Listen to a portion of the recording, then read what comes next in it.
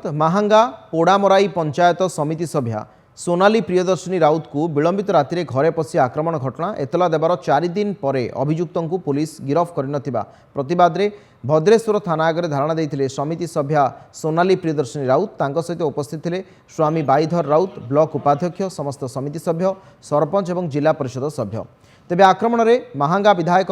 समर्थक सामिल थिबारु चापरे आसी भद्रेश्वर थाना पुलिस गिरफ करूना बोली सेमाने अभियोग करिसेंती। अभियुक्त माने धमक चमक देउछंती, घरे सुरक्षित रहिबाकु मनु नथिबा सोनाली कहिसेंती। सेबडे ब्लॉक समिति सभ्य संघर सभापति कहिसेंती जनप्रतिनिधि आज सुरक्षित रहंती, तुरंत अभियुक्त मानकु गिरफ करा नगले धारणारु सेमाने उठिबे नाही बोली जिद धरिथिले। शेषरे सालेपुर एसडीपीओ धारणास्थल में पहुंची कार्यानुष्ठान ग्रहणर प्रतिश्रुति देवा परे धारणा प्रत्याहृत होइथिला। 3 दिन आज की 3 दिन बीती गलानी मते कोनोसी भी न्याय मिलिनी। आमे सब पीआरए मेंबर सरपंच सब बस 3 दिन बीती गलानी मोर सब कह दिनी मो मर जाइथिले सब एक्शन सब नै थांदे सेति लागि किछि न नेबारु आमे आसी धारणा जे पन्द मते न्याय न मिलछि आमे बस नाही से अरेस्ट हैनी से बुलुची मते सोदुची रात्रे आसी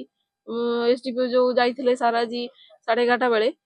गला परे 1:30 गला परे मते बहुत संपा हैछि बहुत सोदा हैछि। मु मैडम सार को भी कहिछि मु कहली सार मु ए घरे सुरक्षित नाही मो स्वामी सब बेले बाहर रहती 10टा बेले घर को आसती जदि 9:30 बेले कि 12टा बेले भी से आसती मु जदि मो निज घरे मु सुरक्षित नहीं ताले मु कोड सुरक्षित हेबी मु जदि आज मर जाई तार रीजनटा तार ताले स्टेपटा कोनटा आपण लेबे एटा हम छकरे कहले घरे कोन झगड़ा चलछि फिर मु गला बेलू 4 जन लोक थिले मु गला बेलू 2 जन मते देखि पळे आछिले से लोक किए बोली मु आ नजर नाही किंतु आउ 2 जन रहिथे गला बेलू मो विशेष आगे से मारी चंदी मु ता पचले कोन पई झगड़ा हैछि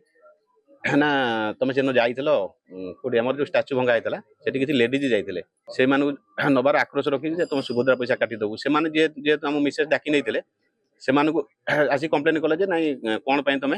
नहीं जाइल सी ये मिसेज से पचार तुम कौन ये सब भाषा खराब कर काटिदेव कौन भल मंद ये सब कथा कहला आक्रोश कर मारी पोड़ामरी पंचायत समिति सभ्या को मारणात्मक आक्रमण कले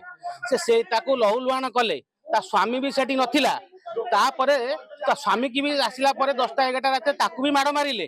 आम थाना एफआईआर देलु 3 दिन 3 दिन है थाना बर्तमान हाथ खाली। इंस्पेक्टर